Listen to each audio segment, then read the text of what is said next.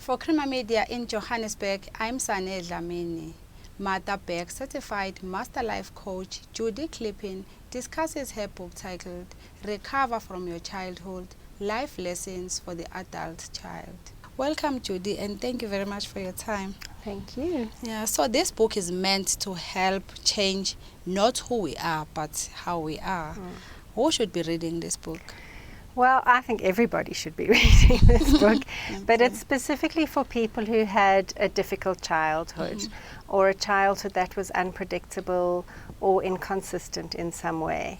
I firmly believe that most people who grew up in this country have some of the characteristics, at least, of adult children, because the environment that we've grown up in has never been consistent or predictable. So even if our family environment was very safe and nurturing and consistent, the broader environment has not been consistent. So I think really, honestly, everyone could benefit from reading the book, but particularly people who grew up in a chaotic environment with parents who were absent or sick or addicted to some kind of, substance, or died, or, anyone that had some kind of disruption in their childhood would benefit from it.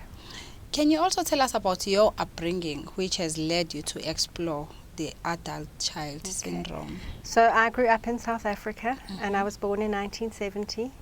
And so my early years were very influenced by what was going on in the political situation in the country. 16th of June 1976 was a real turning point for our country, and my parents, as white people living in the country, a lot of white people were a little anxious about what was going on. So I think always in the background there was that kind of, should we stay, should we go, where can we go, where would we want to go, which is quite unsettling. And then when I was born into a very wealthy family, and then in 1973 there was a whole lot of political change and economic change, and my family lost all of their money, and so I went from being a very privileged child to still being very privileged because I was white, but not having as much material privilege, and it was a very big adjustment for us in my family. You've touched on a lot of South Africans going through the same adult child syndrome. Why do we have a high number in our country? Well, I think, as I said, that our socio-political economic environment is one that is very inconsistent and unpredictable, and always has been for centuries. There's always been a sense of uncertainty in the country. But I also think that we have very particular problems with child-headed households, for example, where there is no adult in charge. Kids who were born in the 60s, 70s and 80s, and who had parents who were involved in the struggle in politics, and who weren't sure whether they were going to see their parents again, or who got sent to boarding school for their own safety.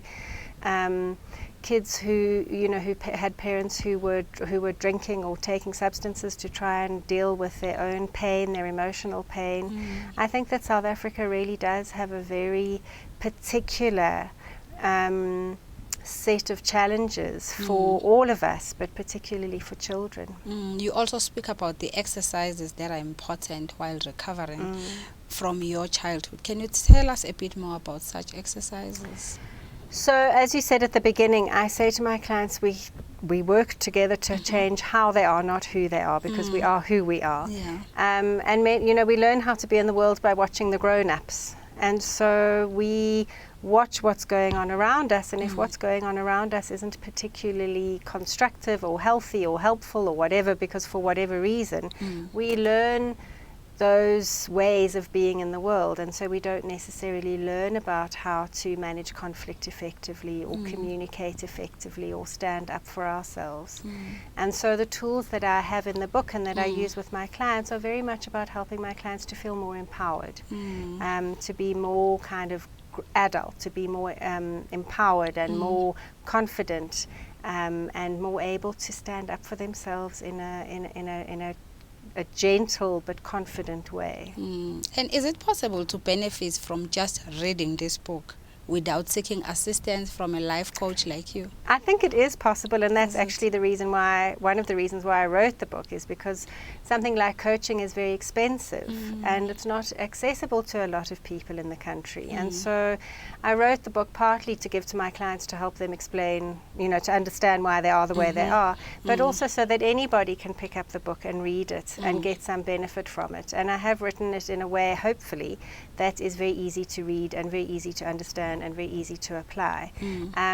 Obviously, I think that everyone benefits from working with a coach or a counselor or whatever, but lots of people don't have access to those resources.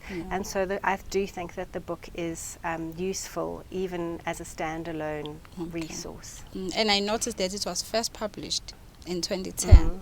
What is different with this one? So it was first published by another publisher, Penguin, and then I'm not quite sure why, but for whatever reason they stopped printing it. And then, that was last year. And then I always order books to give to my clients and to use in my own work. And when it went out of print, they said, would I like to buy the rights back? And well, not buy the rights back, they would give me the rites back. So I took the rights back, and then I was busy working on my new book.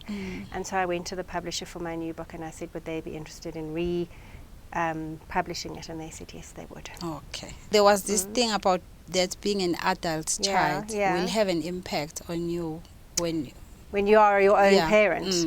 Okay. So I think that we all want to not repeat the mistakes that we experienced when we were children. So one of the characteristics of adult children is that we are either super responsible or super irresponsible. And I think that the super responsible parents can become a little anxious about how they bring up their children. And so they might kind of overcompensate by being a little too present, a little too helpful. But I don't really see that because, we're all humans. And I think that I honestly do believe that everybody has at least some of the characteristics of adult children. So I don't think that being an adult child makes you a better or a worse parent. I really don't. And often parents say to me, how can I make sure my children don't become adult children? And the thing is that although we have, as adult children, some challenges, there are also so many good things about being an adult child. We're resourceful, we're creative, we're resilient, we're brilliant at problem solving, we're loyal, we're excellent friends, we're excellent partners, we're excellent workers. And so I don't think you want to make your children not have those qualities.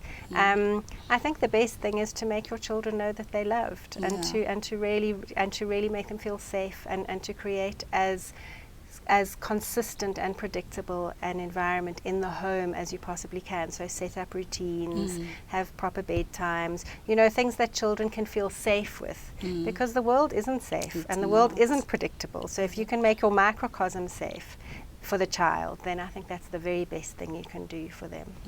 And then the if I were better, it would be better is one of the common beliefs you come across when you're speaking to your clients. Can you briefly tell us, there is Melanie's story, who was even willing to do scuba diving lessons, even though she was seasick, just because her husband was into that kind of sport.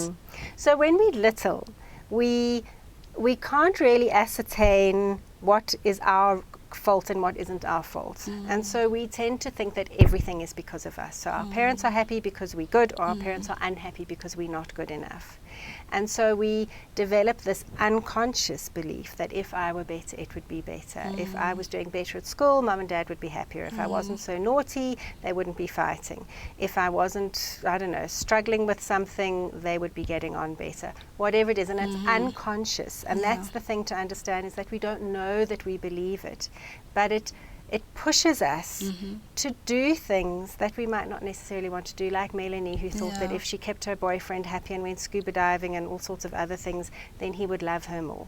But actually, it's not about that at all. But because we, from such an early age, have taken responsibility for thinking that it's our fault that the people around us don't love us enough or aren't happy enough or whatever, we often think that if we just did something else, then it would make our life better. And then moving along to this thing that you also say adult children can change how they are.